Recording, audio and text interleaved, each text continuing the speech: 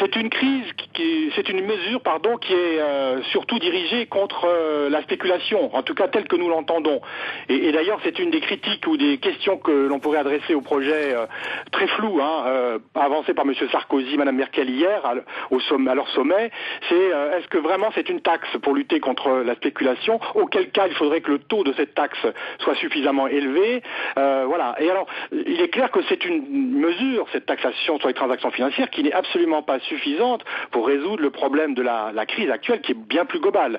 Néanmoins, on peut penser que si la spéculation est affaiblie par cette mesure comme d'autres, comme par exemple l'interdiction des ventes à découvert, je crois qu'il faut prendre toute une série de mesures et pas une seule, et si elle permet de trouver des ressources supplémentaires pour les États et pour le budget communautaire, c'est une bonne chose. C'est un moyen de réduire les déficits publics. Mais nous disons aussi qu'il est très important de considérer que les recettes de cette taxe ne doivent pas servir uniquement aux pays les plus riches, là où se localisent la plupart des transactions financières.